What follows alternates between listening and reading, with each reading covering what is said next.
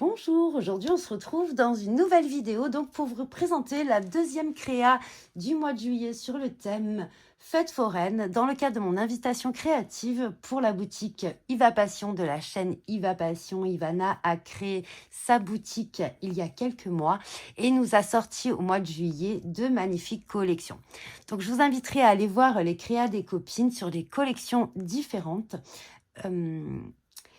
Et moi, donc, j'ai choisi, donc il y avait 2 collections. Elle nous a demandé de choisir parmi les 2 collections.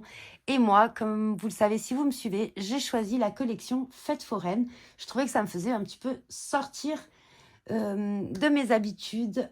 L'autre collection est un peu plus pastel et floral, un petit peu ce que je fais tout le temps avec des fleurs et tout. Et je me suis dit, bah, pourquoi pas un petit peu de peps pour cette collection. Je vous mettrai le lien. Voilà, là, c'est la page de garde, mais il me reste plus grand-chose sur la page de garde. Donc ça, c'était ce qu'il y a donc dans le lot de papier. Et vous avez un lot de die cut. Et vous avez des petits mots en bois. Et vous avez également une planche de stickers. Voilà, j'ai même, dans la page de couverture, il y avait ce magnifique die cut. J'ai pas fini. Je vais le détourer ici aussi. Et je trouve que ça peut faire quelque chose de sympa. Donc, trêve de bavardage et nous allons passer à la création.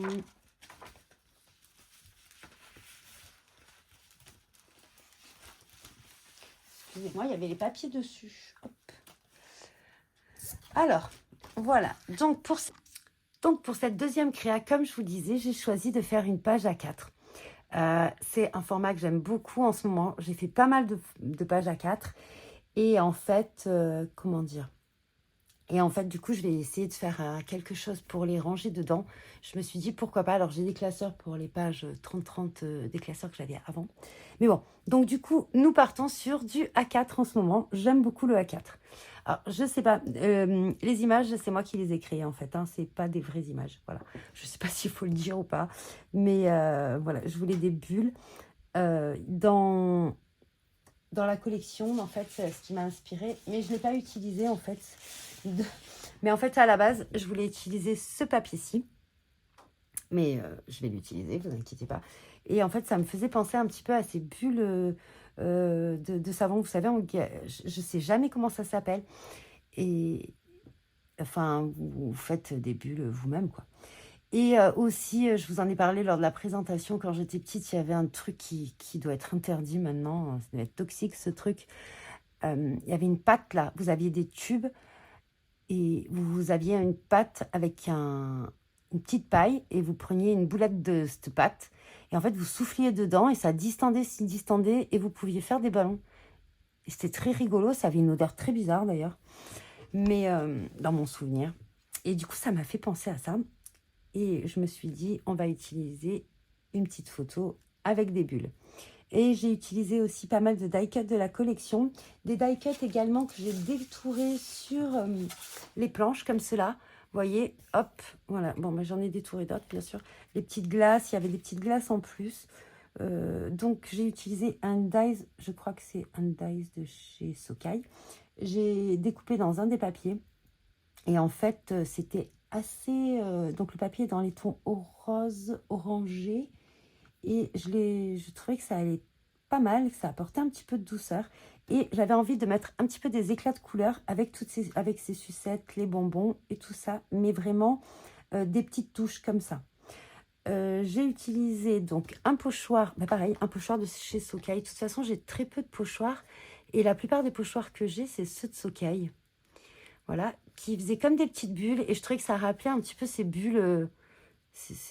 Un jour, je retrouverai le nom. Bon, si vous savez, dites-le moi en commentaire comment ça s'appelle. Donc là, il y a une barbe à papa. Bon, ça, c'est un incontournable. Dire que j'adorais ça quand j'étais petite. Et maintenant, bah, non, pas du tout. J'en mange pas. J'ai mis quelques gouttes. Alors, j'ai fait avec de l'oxide. Alors, ça... Je vais vous dire lesquels oxide.